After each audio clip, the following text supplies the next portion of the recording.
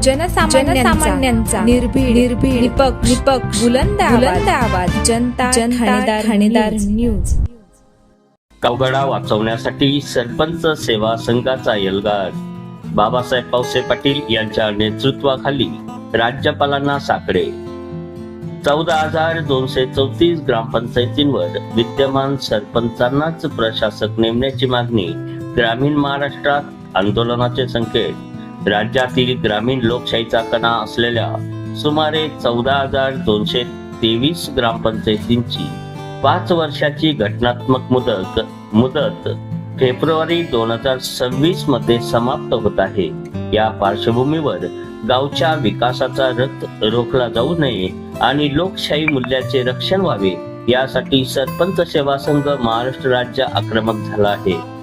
सरपंच संघटित चळवळीचे खंबीर नेतृत्व बाबासाहेब पावसे पाटील यांच्या मार्गदर्शनाखाली माननीय राज्यपाल महोदयांच्या एक सविस्तर निवेदन सादर करण्यात आले।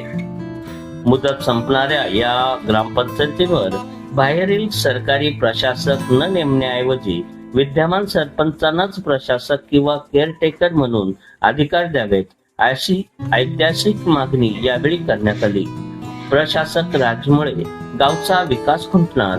बाबासाहेब पावसे पाटील या प्रसंगी बोलताना सरपंच चळवळीचे प्रणेते बाबासाहेब पावसे पाटील म्हणाले की राज्यात एकाच वेळी 14,234 ग्रामपंचायतींची मुदत संपणे ही एक मोठी प्रशासकीय घटना आहे। जर या सर्व ठिकाणी सरकारी अधिकारी प्रशासक म्हणून नेमले तर एका अधिकाऱ्याकडे 10 ते 15 गावांचा भार येईल। अशा ग्रामीण जनतेला दाखले आणि कामासाठी तालुक्याच्या ठिकाणी हेलपाटे मारावे लागतील। ज्या सरपंचांनी 5 वर्ष गावाचा कायापालट केला, ज्यांना गावच्या शिवाराची आणि प्रश्नांची नाडी ठाऊक आहे, त्यांनाच संधी देणे हे लोकशाहीसाठी हिताचे ठरेल। आर्थिक वर्ष अखेरीचा पेच आणि विकास निधी निवेदनात नमूद केलेल्या फेब्रुवारी-मार्च हा काळ आर्थिक वर्ष संपण्याचा असतो। सध्या राज्यातील हजारो गावांमध्ये 15व्या वित्त आयोगाचा निधी आणि जलजीवन मिशन सारख्या महत्वाच्या योजनांची कामे प्रगतीपथावर आहेत। अचानक नवीन प्रशासक आल्यास त्यांना तांत्रिक बाजू समजून घेण्यास वेळ लागेल। परिणामी कोट्यावधीचा विकास निधी अखर्चित राहून परत जाण्याची भीती आहे। हा अन्याय थेट ग्रामीण जनतेवर होईल असेही पावसे पाटील यांनी स्पष्ट केले। पाणी टंचाई आणि आपत्कालीन व्यवस्थापन। उन्हाळ्याच्या तोंडावर ग्रामीण भागात पाणी टंचाईचे सावट असते। टँकरचे नियोजन, विहीर अधिग्रहण आणि स्थानिक पातळीवर आपत्कालीन निर्णय घेण्यासाठी जनतेने निवडून दिलेला प्रतिनिधी सरपंच अधिक प्रभावी ठरतो। सरकारी कर्मचाऱ्याला स्थानिक परिस्थितीची माहिती नसल्याने जनसामान्यांचे हाल होण्याची शक्यता सरपंच सेवा संघाने व्यक्त केली आहे। प्रमुख मागण्या आणि आक्रमक पवित्रता। प्रशासकपदी नियुक्ती।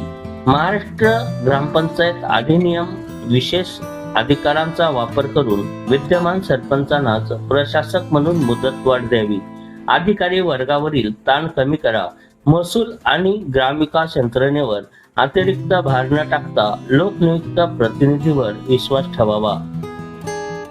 सरपंच सेवा संघाने आंदोलनाचा इशारा दिला।